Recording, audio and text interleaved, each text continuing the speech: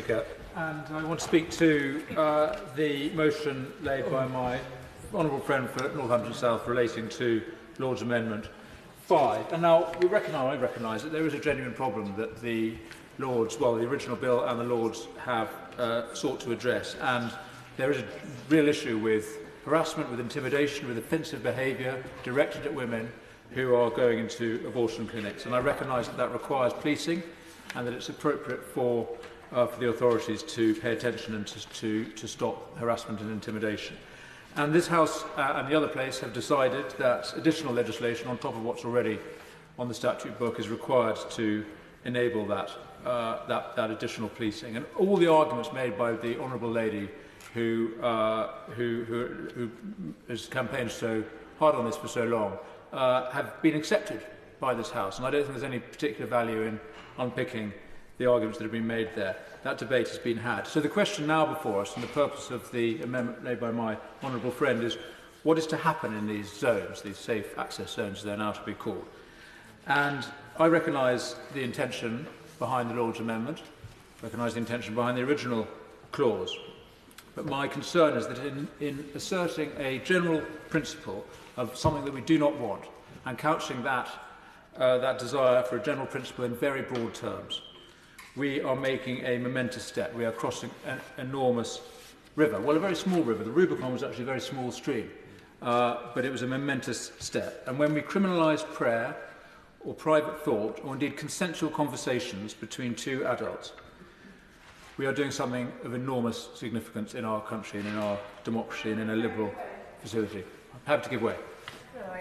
I thank my honourable friend for giving way, and I do agree with everything that he's saying, but my concern is, what is the motivation for somebody to silently pray there?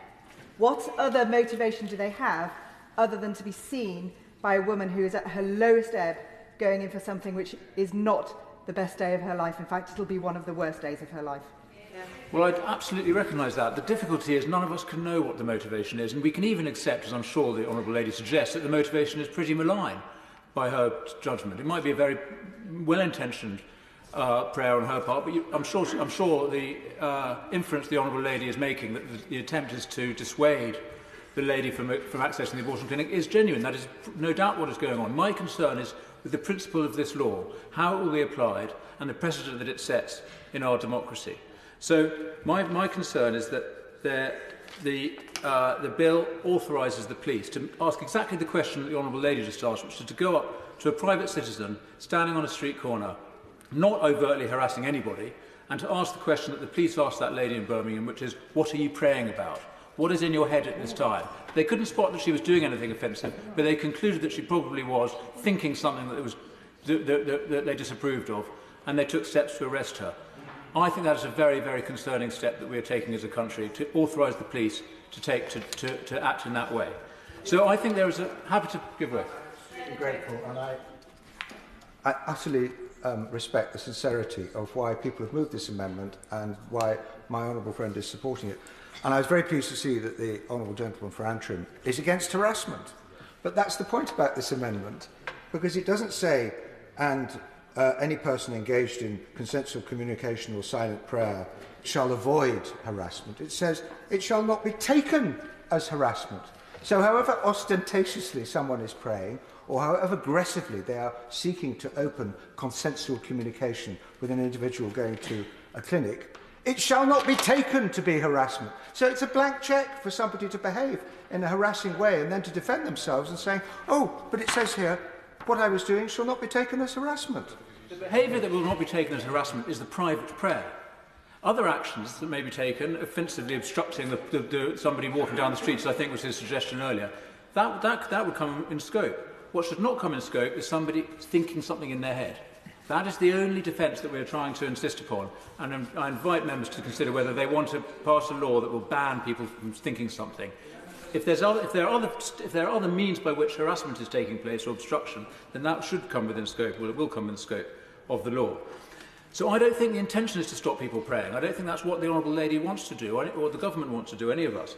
We do need to send a clear signal of the intention of Parliament through this amendment. And I commend my honourable friend for it, and I do ask members to consider that if they vote against the amendment that he has laid, they are voting to ban private prayer. Of course, it's a special case. Of course, we're talking about these tiny little zones in circumstances which we can all sympathise with the intention of the clause. But the point is the principle of it. Happy to give way. And for giving way, I think it matters when we come to legislation to be specific. So let's be very clear. This isn't actually even in the amendment proposed by the Honourable Gentleman from Northampton South about private prayer. It's about silent prayer. It can be done in the face of somebody, can it not, as if it's silent prayer, whether it is private in your head what you are thinking. And that's the challenge here. It's not actually about prayer, it's about where it is taking place. So can the Honourable Gentleman just clarify, for avoidance of doubt, that he has no problem with recognising that somebody praying in your face, silent or not, is unwelcome? The difficulty is with the private prayer, the silent prayer. That is what we are trying to protect. If they are standing offensively in somebody's face, if they're trying to obstruct their access, then of course they will come within scope. What we're trying to protect is people like this lady who was standing quietly at the side praying to herself, as far as we know. She might have been thinking about her shopping. But that was what the police were interested in. What are you doing standing over here quietly? Of course, the difficulty is how to... I'm afraid to say there is always going to be a difficulty with this new law because the police are going to be invited, they're going to be required to make all sorts of strange interpretations and judgments about why somebody is doing something. But nevertheless, we're passing a law to create these zones. What we must do is to ensure that people who are doing this utterly inoffensive thing, which is standing quietly at the side praying, happy to give way. Can I just give him the example of Ealing? They've had it since 2018, so this is now year 6. Only 3 breaches have occurred. None of them have resulted in a conviction because these people are usually law-abiding. There's only one that came close and it's still being legislated. I think it's probably sub judice, but it's because that was being done as a stunt. In reality, these things don't occur. People can pray elsewhere, and every Royal Medical College, the College of Obstetricians and Gynecologists, the BMA, all medical opinion supports this. Danny Kruger. Okay, well, I'll wind up, Madam Deputy Speaker, because I think the points have been well rehearsed. My concern is with the principle that we're setting here, and of course this is a case in which everybody must have sympathy with these women who need to protect them from harassment. But where does this lead, and what are we doing by saying that people should not be allowed to pray quietly on their own? Thank you. Wendy Chamberlain. Thank you, Madam